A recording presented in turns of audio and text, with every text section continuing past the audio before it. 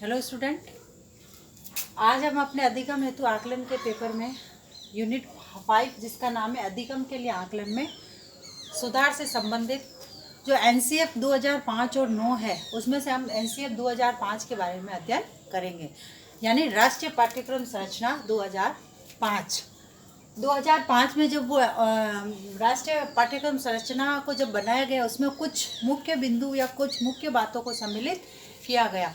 आज अब उन्हीं मुख्य बातों और बिंदुओं के बारे में चर्चा करेंगे। जैसे एनसीएफ का विषय शिक्षा व्यवस्था के लिए सदैव ही महत्वपूर्ण एवं अनिवार्य रहा है। प्रत्येक राष्ट्र की भांति भारतवर्ष में भी एक ऐसे पाठ्यक्रम की परिकल्पना की जा रही थी जो कि शिक्षा व्यवस्था में गुणात्मक एवं क्रांतिकारी परिवर्तन ला सके। भारत में विभिन्न जैसे भाषाएं है, सभ्यता है, संस्कृति है, धर्म है, जाति है, संप्रदाय है, वो प्राचीन काल से ही चले आ रहे हैं और ऐसे देश में पाठ्यक्रम की आवश्यकता प्राचीन काल से ही अनुभव की जा रही है कि भारत देश का जो पाठ्यक्रम है वह ऐसा होना चाहिए जो सर्वांगीण विकास लिए हुए हो। इस संदर्भ में प्रथम प्रयास राष्ट्रीय शिक्षा नीति 1986 के द्वारा प्रस्तुत की तथा प्रतिवेदन शुरू किया था और प्रतिवेदन लागू किया था 1986 में। इसमें एनसीएफ की आवश्यकता और महत्व को विशेष रूप से प्रदर्शित किया गया। इस सुझाव के परिणाम स्वरूप 1988 में एनसीएफ की संरचना प्रस्तुत की गई, जिसमें विद्यालयों के पाठ्यक्रम की चर्चा विशेष रूप से की गई थी। अब एनसीईआरटी के पाठ्यक्रम के परिणाम स्वरूप एनसीएफ का परिमार्जित गुणात्मक जो स्वरूप था वह 2000 में प्रस्तुत किया गया, यानी सन 2000 में इसको प्रस्तुत किया और अतः इसे राष्ट्रीय पाठ्यक्रम संरचना के नाम से जाना गया। यानी 2000 में जो पाठ्यक्रम जो लागू किया, जो प्रस्तुत किया गया, इसको हम राष्ट्रीय पाठ्यक्रम संरचना के नाम से जाना गया। अतः इस प्रकार एनसीएफ 2005 से पूर्व एनसीएफ 1900 यानी जो राष्ट्रीय शिक्षा नीति थी 1986 की और एनसीएफ 2000 का स्वरूप प्रस्तुत किया गया। मतलब 2005 से पहले भी कई प्रयास हो चुके हैं, कई बार प्रयास किए जा चुके हैं अपने इसमें राष्ट्रीय पाठ्यक्रम संरचना के संदर्भ में, जिसमें जैसे 1986 में, फिर उसके बाद 1988 में, फिर 2000 में कई ढांचे प्रस्तुत किए गए। उसके बाद जो लास्ट में जो किया गया वह है एनसीएफ 2005 राष्ट्रीय पाठ्यक्रम संरचना 2005।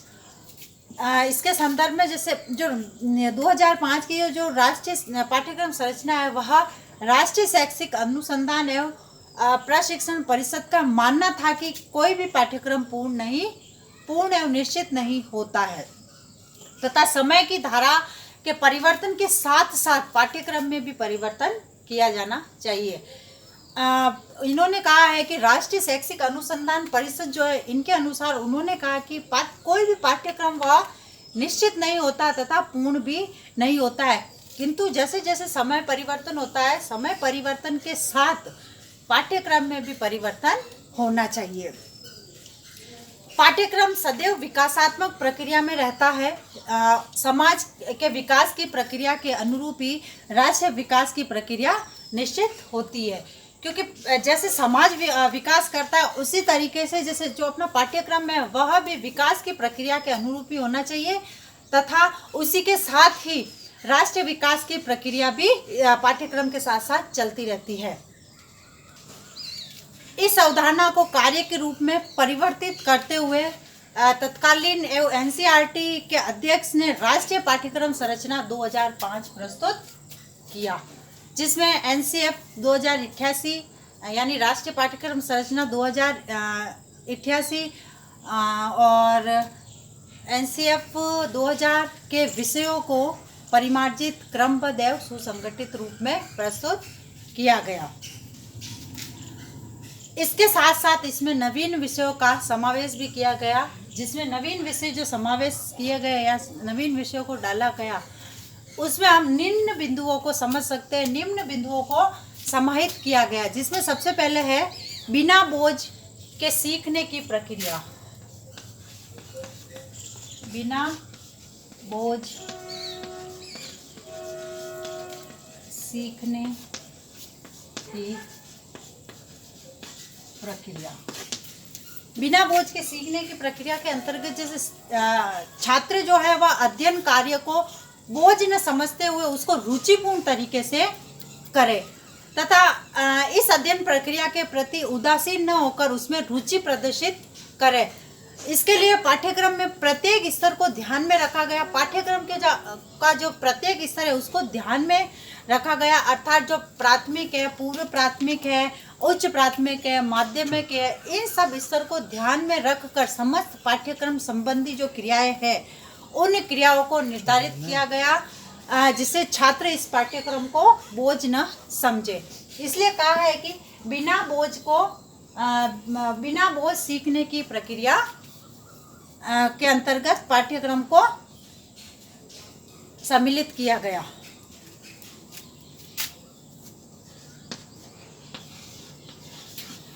फिर दूसरा अपना भाषाई शिक्षा का समावेश।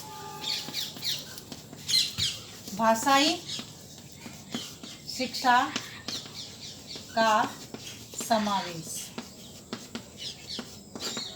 यानी भाषाई शिक्षा के अंतर्गत जो है इस दृष्टि से इस पाठ्यक्रम को समन्वित किया गया तथा प्रस्तुत किया गया कि बालक की जो मातृभाषा है, राष्ट्रीय भाषा है और विदेशी भाषाओं को उनकी आवश्यकता के अनुसार प्रदान किया गया। यानी भाषाई शिक्षा में बालकों को उस अपनी जो मातृभाषा है, राष्ट्रीय भाषा है और विदेशी भाषा है तो उनकी आवश्यकता के अनुरूप ही उस भाषाई शिक्षा का ज्ञान दिया जाए। उसके बाद है अनुदेशन का माध्यम। अनुदेशन का माध्यम, अनुदेशन के माध्यम के अंतर्गत जैसे भारतीय पाठ्यक्रम में हमेशा से ही एक विवाद रहा है, क्योंकि इसमें जो एनसीएफ जो अपना 2005 है इसके माध्यम से अनुदेशन माध्यम के रूप में स्वीकार किया गया कि विद्यालय में प्रवेश के 2 वर्ष तक अनुदेशन का माध्यम मातृभाषा ही होना चाहिए। यानी बच्चे की जो सीखने की जो क्रिया है, बच्चों को जो सिखाते हैं वह उसका सिखाने का जो माध्यम है उनके 2 वर्ष तक पहले उनकी मातृभाषा ही होनी चाहिए। फिर है सामान्य विद्यालयों की स्थापना।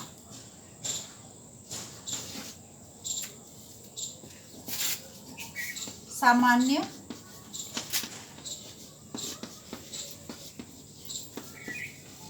विद्यालयों की स्थापना। सामान्य विद्यालयों के अंतर्गत जैसे इस राष्ट्रीय पाठ्यक्रम को क्रियान्वयन करने के लिए सामान्य विद्यालयों की व्यवस्था की जानी चाहिए, जो कि एक नियम तथा रूप तथा एक व्यवस्था पर आधारित हो। यानी जो सामान्य विद्यालय है उनमें एक नियम हो, एक रूपता हो तथा एक रूपता के आधार पर ही वह व्यवस्था होनी चाहिए।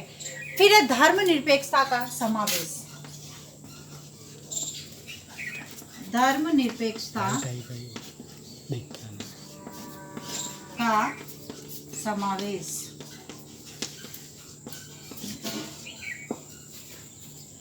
क्योंकि भारत देश धर्मनिरपेक्ष माना गया है और धर्मनिरपेक्ष इसलिए कहा गया है कि इसमें सभी धर्मों को आश्रित मिला है तथा सभी धर्मों को मान्यता प्रदान की और समान माना है। इसलिए एनसीएफ 2005 की जो संरचना है उन्होंने कहा है कि इसमें धर्मनिरपेक्षता का समावेश होना चाहिए। यानी किसी भी विद्यालय में धर्म से आधारित विशेष रूप से शिक्षा ग्रहण नहीं करवाई जानी चाहिए। उसके बाद है सामाजिक भावनाओं का समावेश। सामाजिक भावनाओं का समावेश।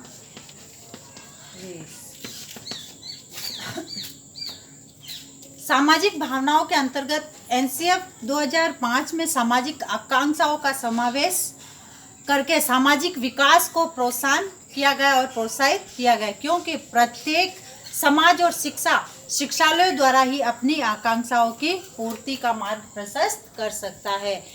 यानी प्रत्येक समाज, हर एक समाज और शिक्षा और शिक्षालय है, वह अपनी जो आकांक्षाएं हैं उनकी पूर्ति का मार्ग इसके द्वारा ही प्रशस्त कर सकता है, आगे बढ़ा सकता है।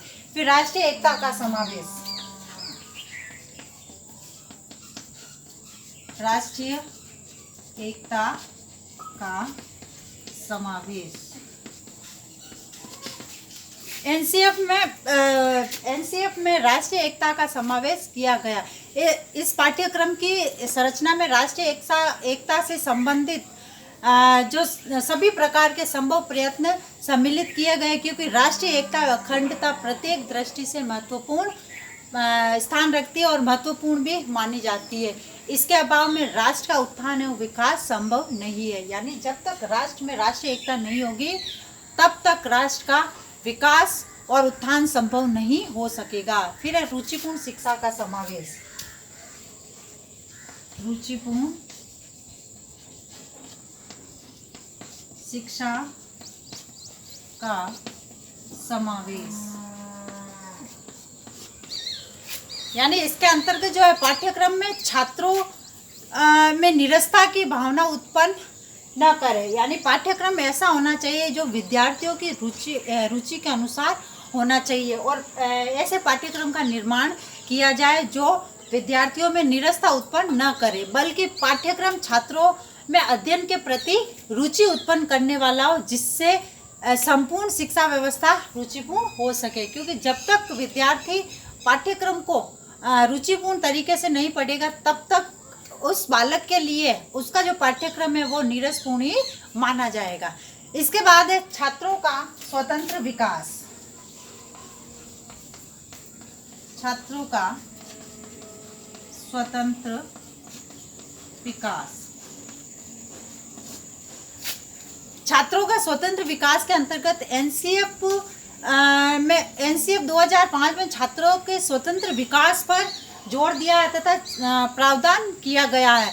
इसमें छात्रों की जो परीक्षा है, परीक्षा के बोझ से मुक्त करते हुए विद्यार्थियों को मासिक परीक्षा और जो सत्र प्रारंभ जो परीक्षण होता है, जो परीक्षा होती है, उनका प्रावधान रखा गया है। इससे जब विद्यार्थी की जैसे सत्र प्रारंभ पर परीक्षा होगी या मासिक परीक्षा होगी तो विद्यार्थी उस परीक्षा को रुचिपूर्ण तरीके से देंगे तथा रुचिपूर्ण तरीके से पढ़ाई करेंगे। फिर है शिक्षक सशक्तिकरण का समावेश, शिक्षक सशक्तिकरण का समावेश, यानी इसके जरिए जो है शिक्षक की स्थिति सुदृढ़ होने की व्यवस्था के अंतर्गत ही शिक्षण कार्य प्रभावी है और रुचिपूर्ण होता है। क्योंकि जब तक शिक्षक सशक्त नहीं होगा तब तक उनका जो शिक्षण कार्य है वह प्रभावी और रुचिपूर्ण नहीं होगा। इसलिए क्योंकि शिक्षक को शिक्षा की आधारशिला माना गया है, क्योंकि शिक्षक जो होता है वह शिक्षण कार्य करवाते समय उसकी आधारशिला के रूप में कार्य करता है। जैसे एक मकान को बनाने में एक पहले नींव रखी जाती है, उसी तरीके से शिक्षण कार्य करवाते समय शिक्षक का महत्वपूर्ण योगदान रहता है। इसलिए शिक्षण के सशक्तिकरण को देखते हुए शिक्षक जो है वह शिक्षण व्यवस्था को विकसित करता है और प्रभावी करता है और प्रभावी के आधार प्रदान करता है। अतः शिक्षक में आत्मविश्वास से पूर्ण की ओर इसकी व्यवस्था की गई है। यानी शिक्षक को आत्मविश्वास से परिपूर्ण होकर एनसीएफ 2005 की व्यवस्था की गई है कि जिसमें शिक्षक को महत्वपूर्ण स्थान दिया गया है। अब आगे है अभिभावकों की सहभागिता। यानी एनसीएफ में जो है यह प्रावधान रखा गया कि इसमें अभिभावकों की सहभागिता भी आवश्यक मानी गई है। उसके बाद है कक्षा कक्ष व्यवस्था पर विचार। यानी जो कक्षा कक्ष का जो प्रबंध है वह कक्षा कक्ष प्रबंधी समस्त समस्याओं पर विचार किया गया है। जैसे मातृभाषा में शिक्षण का माध्यम की समस्या पर विचार करते हुए कहा गया कि यदि किसी विद्यालय में भोजपुरी है, असमी है, पंजाबी है, उर्दू भाषा के विद्यार्थी अगर अध्ययन कर रहे हैं तो इस पर किस प्रकार के शिक्षकों की व्यवस्था करनी होगी। इस प्रकार इस पर विचार किया गया। फिर है पूर्व कार्यक्रमों का समावेश, यानी इससे पूर्व में जो एनसीएफ में जैसे 1988 है और 2000 है, फिर 1986 है, इनसे संबंधित जो है इससे पूर्व प्रस्तुत कार्यक्रम जैसे 1988 और 2000 और 1993 में बिना बोझ को सीखने के जो कार्यक्रम है उन महत्वपूर्ण बिंदुओं को समावेश किया गया, इसमें डाला गया। फिर है वित्तीय एवं मानवीय स्रोतों पर विचार, यानी वित्तीय एनसीएफ में भारतीय परिस्थितियों को ध्यान में रखकर इसका निर्माण किया गया। पाठ्यक्रम से ही भारतीय परिस्थिति में क्रियान्वित हो सकता है, यानी जो पाठ्यक्रम है उसी के आधार पर मानवीय क्रियान्वयन और स्रोतों के आधार पर इसका क्रियान्वयन हो सकता है या क्रियान्वित हो सकता है। फिर है मानवीय मूल्यों का समावेश, यानी भारतीय संस्कृति मानवता और नैतिकता के आधार पर मानी जाती है तथा इसमें इसका महत्वपूर्ण स्थान माना गया है। और प्राथमिक स्तर से ही पाठ्यक्रम में जैसे कहानियाँ हैं, नैतिक शिक्षा के माध्यम से ही मानवीय मूल्यों का विकास, मानवीय मूल्यों का समावेश इसमें किया जाता है। उसके बाद है पूर्व कार्यक्रमों की असफलता पर विचार, यानी इससे पहले एनसीएफ 2005 से पहले जब ये निर्मित हुआ था, उसको निर्मित करने से पूर्व जो भी तथ्य है उन तथ्यों पर पूर्ण रूप से विचार किया गया कि इससे पहले जो कार्यक्रम थे वह क्यों असफल हुए, इससे पूर्व के कार्यक्रमों एवं आयोगों के सुझाव ठंडे बस्ते में क्यों चले गए और क्यों वह सफल नहीं हुए, इन बातों पर, उसकी असफलता पर विचार किया गया। अब हम नेक्स्ट वीडियो में इसके उद्देश्य, आवश्यकता और महत्व के बारे में अध्ययन करेंगे। एक विशेष बात, जैसा कि हम सभी जानते हैं कि वर्तमान में कोरोना वायरस बहुत अधिक फैल रहा है, उसके कारण अपनी जो आर्थिक स्थिति है, भारत की जो अर्थव्यवस्था वो डगमगा गई है। इसलिए अब हमको ये ध्यान रखना है कि जब हम घर से बाहर निकले और आए जाए तब उस समय तक अपने मुंह पे मास्क रखना है और दूसरा बार बार हाथों को धोना है। और अगर कहीं हाथ लग जाते हैं तो उस समय जैसे दरवाजे पर, कुंडी पर, अगर कहीं पे भी अपने किसी स्थान पर जैसे बार बार हाथ लगते हैं तो हाथों को सैनिटाइज करें तथा सोशल डिस्टेंस का ध्यान रखें। जैसे किसी भी व्यक्ति से 6 फीट की दूरी बनाए रखें। धन्यवाद।